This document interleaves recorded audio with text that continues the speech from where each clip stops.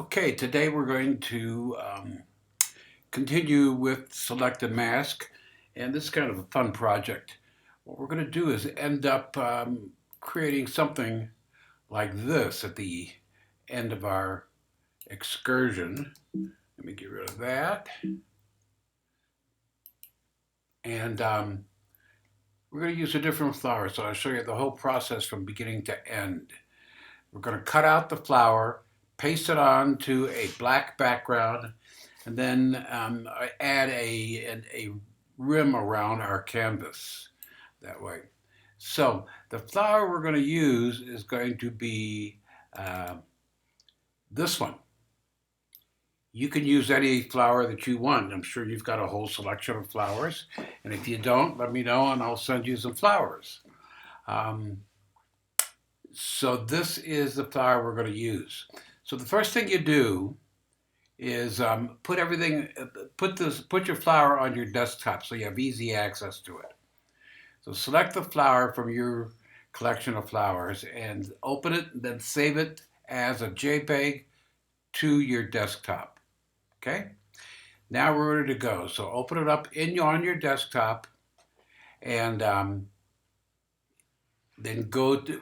Well, first we got to go to Adobe Photoshop 2020. Open it there. Open 2020. Then um, then go to your file, look at the top of your file, open, and select it off of your desktop. Look at the very top up here. Find your image, there it is. And we're going to collect it. It's a 4664 JPEG is the number on it. And we're going to click open.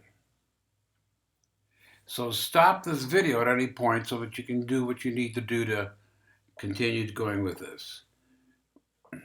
I just sized down the whole image a little smaller by hitting my Command key and my minus key.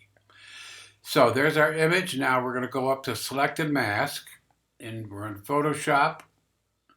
Go to Selected Mask, or Select, and Selected Mask. Good.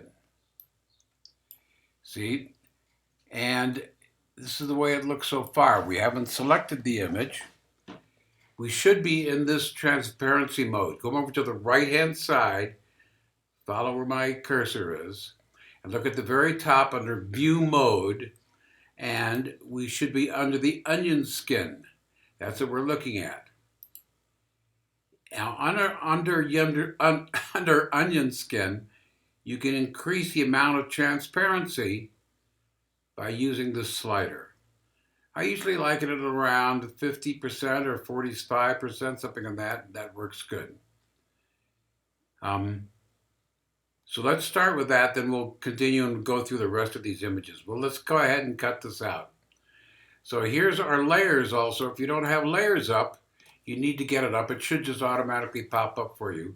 But if not, go to Windows at the very top of the page and come on down to Layers and click on Layers. That's the only one you need right now. So here's our image. It's behind the transparency. And we're going to come up to the top and select Subject. All right, select Subject. And it'll pop up. There it is. It automatically finds the subject and outlines it. That's pretty cool. So now, well, let's go through some of these and see what it does. Here's where I will typically set my radius all the way to the left. And if I do anything, I move it up 1 or 2 points to 2 pixels. About 2 pixels is good. And what it's doing is showing the area around your edges. And click on Smart Radius, and then the internal intelligence of the computer takes over. Now, global refinements. You can change smoothness, and you might do this on yours. And look at the effect of it. Look at the edges. That's what you're looking for.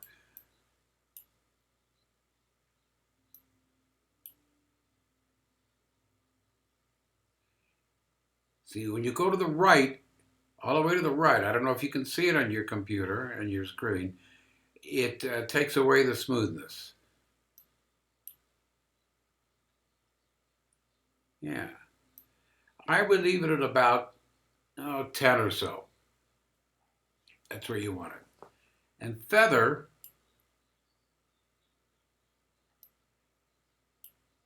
look, when I go all the way up, it moves the image into the transparency. So feather, I would typically also like it at about 2. It gives us some feathering into the edges so that it's not just cut off. It moves in smoothly into your edges. Contrast,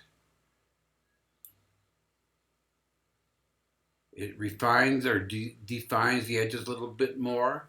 I also like this at about 8%. And then shift edge, look what that does. See how that shifts the edge?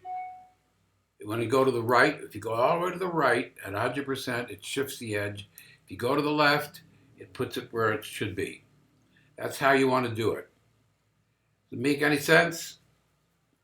It will as you do more of those things. Decontaminate colors. I'm not sure what that means, but I click it anyway. And then output new layer with layer mask. That's how you want to do this. Right down here. And I click remember settings just because I do. So then click OK. Well, let's do one more thing. Come all the way up to the top under view mode. Let's go through some of these here. So we're seeing it under the onion skin right now, right? Did you move up here, view mode and onion skin? Click down the marching ants. So that outlines your image with the marching ants. That's interesting. Now, let's see what that happens if we shift edge.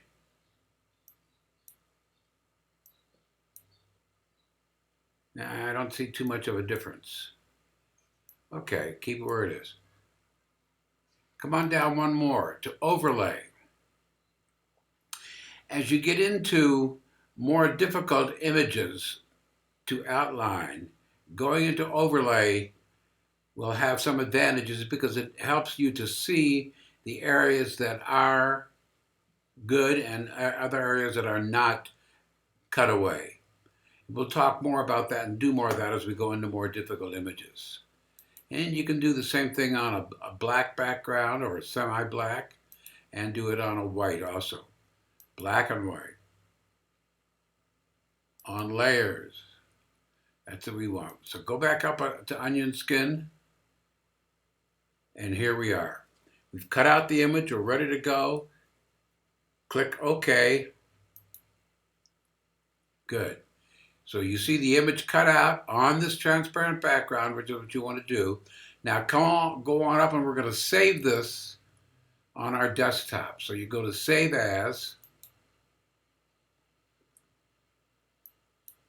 Save on your computer. This is what comes up. And currently it's under a PSD form and desktop, but we're going to change this from PSD. So come down here to Format, to Photoshop, to Ping. PNG. Find that. Click it. So now we've got the image. You can name it if you want or just leave it as its a file number on the desktop because that's where you want to save it as a PNG file. Good. And click Save. Replace. Yes. Okay. For me anyway. Yeah. So here's our image cut out and ready to go. So now let's open up. Come back up here to File at the top under Photoshop. And you're going to click on New. All right, New. We've never done this. We've always gone to Open and opened an image. Now we're going to New. But this will enable us to give us a background to work on. These are the sizes that are available in our black or white backgrounds. This is an 8.5 by 11 at 300 dpi. That's the one we're going to use. Here's the same thing. Here's a 17 by 22, 11 by 14. So all these are different sizes, as you're going to see, of these images. Come over here. You can change the size. So it either goes vertically or it goes horizontally. Look over here. on the right side of the thing. So we want the image to be, in this case, this is really a horizontal image. So we're going to do it that way. So the width in this case is 11 inches. The height is 8.5. Resolution at 300. It's an RGB 8-bit color. The background is black. You can click on this and change it to white, a white background or a black background. Or you can then click on this and it opens up into your color picker over here, which we won't go into, but it'll enable us to make our background any color we want. Maybe we want it red, like this color here. But right now we don't want to worry about that. So click out of that. We're going to keep it black, then click Create. If it doesn't happen the first time, do it again. New, 8.5, 11, black background, Create. There it is. So that's what it looks like. It looks like we have a board behind us. It's a black board. Now let's find our image on our desktop. And we're going to link it in, just like we've done before with linking. So Files, Place Link, find that image, 4664, here it is, as a PNG file, right? There it is. Click Place, and voila, there it is on our black background. Isn't that beautiful? Now, we can make this smaller by grabbing the edges up here. Hold your Shift key as you do it so it keeps it in proportion in size. Follow that. Hold the Porch key, grab your corners, one of the corners, and you can also move it around by grabbing any place within the area. Okay? So you can make it a small, big, whatever you want to do. Let's just put it in the center, make it look beautiful, and there it is. Click, hit Enter, it takes it away. If you still got an outline on it, click. If you still have an outline, just click on that and it should go away. Oh, look at this. We have this green thing here that's from the other picture. Let's leave it as it is. We'll talk about that in a second and clean it up. But let's go ahead and finish this off so you see how it is. So to add that border that we had it around it, this is a black canvas, it's called. We're going to add a border around this. So come up to Image at the very top, next to your file, and Edit, and then Image, and go to Canvas Size. See it? Image, Canvas Size,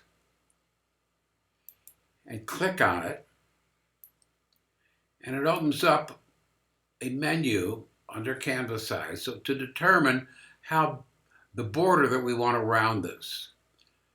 In this case, I found that 1/4 of an inch of 0.25, rather not 25, that's a big one, 0.25, that'd be 25 inches. 0.25 inches for width, 0.25, period, 25, there. So now we're going to be able to have a border all around. Now we're going to pick a color. So you can click Other and you go with a straight white, black, or gray background. Or if you just click on, let me cancel that. If you click on this tab right here, it'll open up a picker. It'll open up what's called a color picker. And in this case, it has yellow from a previous one that I had. I don't know what yours would show. But come down over here to the color libraries on the right side, and we're going to pick some other colors. You can pick any of these colors here, for instance, green, blue, just click on them, and it would give you, as you're going to see, a border in those colors, but we're going to customize our color. So we're going to go to Color Libraries, click on the next one that says Picker, and it opens up an eyedropper. And we're going to match a border around this to one of the colors within our flower. In this case, we'll go to this kind of a darker yellow? Yeah. Click on that. Click OK. That's the color. And click OK again. There it is. It pops up around. How does that look? Isn't that beautiful? All right. Give it a try and let me know how it all works out for you. Okay? It's good to me.